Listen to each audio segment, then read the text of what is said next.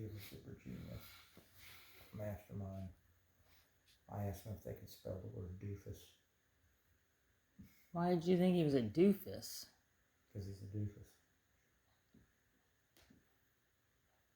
So Brian Kohlberger, the suspect, is a doofus. Absolutely. Stupid. He made easily over 12.5 mistakes. Yeah. That's just the ones we know about yet. We don't know most of the stuff still because all they've released is a couple probable cause affidavits. Yeah, that's certainly not the state's entire case. But they're not under any obligation to tell us everything they know. That's why there's courtrooms. True. So if I was them, I wouldn't release everything I know right now unless I had to release something in discovery. And then they're obligated to. People that don't release stuff they're supposed to in discovery, it's usually known as a Brady violation. And that's usually a bad thing, and attorneys can lose their bar card for that.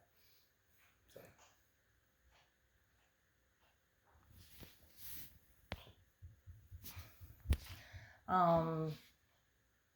Going back to Brian Kohlberger, he was studying criminal justice, and he was looking into lots of forensic, stuff, criminal justice stuff. I mean, he was kind of exploring that field. Doofus. Well, you need to qualify it. No, stupid covers it. Okay. Just because somebody is studying in academia criminalistics doesn't make them a good killer. Doesn't even make them a good criminalistics person, as he's a perfect example of. Yeah. I can't say much for the master's program he went to, other than don't attend it. Oh, you mean at DeSalle University? Yeah. Obviously, they failed to teach him very much. But what about the professor that he was studying under? She worked with such serial killers such as the BTK killer. She wrote a book on the BTK killer. She's written like 69 books. You give me a person that's written 69 books, I give you a person that doesn't work for a living. So you're saying she's not that good? She didn't recognize she had a killer in her midst. Doesn't mean that she's bad. It just means that somebody that writes 69 books, when do you have time, if you're doing a regular job, to write 69 books? Or is someone else writing the books and she's just scamming off the authorship? In other words, they're her people working under her. So she tells them, you write me 3 chapters on this, this, and this. Next thing you know, she's got 1/4 of a book. She tells some of her other grad students, you write me chapters this, this, and this. Yeah, she proofreads it, she edits it, she puts her name on it. I don't know that that's what she did. Don't care. Okay, I just know that anybody that has time to write 69 books isn't really working for a living. They're writing books. Okay, and writing books is more academia. She got into do a interview with BTK, followed him, wrote an autobiography with him and stuff. Great. Doesn't make one of her students a good person in criminalistics. He was horrible at it. He was stupid. Yeah, and I don't know where you would even want to start on just how many mistakes he made, and that's only the ones that we know about because of the probable cause affidavits. Well, okay, from the probable cause affidavit, what would be an example of one of the most obvious mistakes he made? It appears he is stalking or tracking the people, but he's doing it with his cell phone on his body. Feel free to lose the cell phones if you're stalking people to set them up to later kill them. You don't have your cell phone with you. You don't keep driving the same pathway back and forth in front of your house. You don't do certain things like that.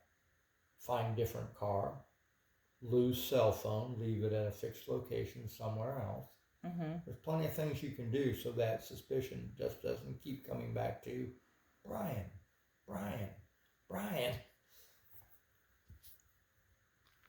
So, mistake number one.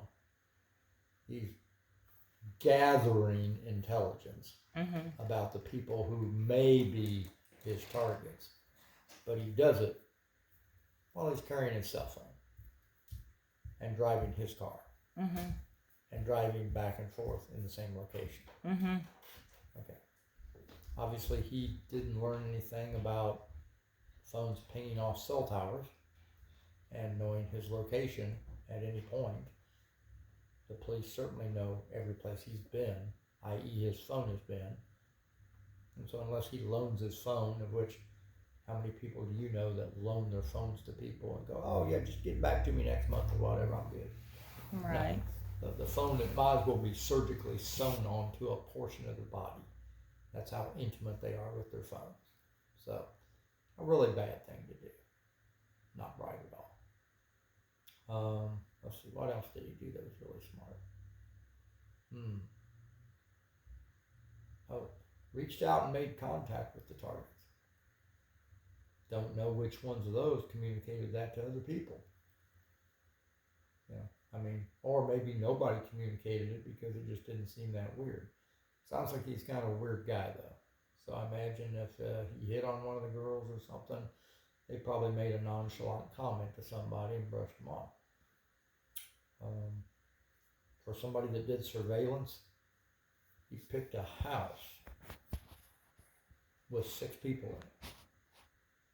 And his weapon of choice was a knife. Bad choice of weapon, bad choice of location. Yeah. You should have selected somebody outdoors, off in the woods, things like that, where Mother Nature works for you. Scavengers, bears, lions.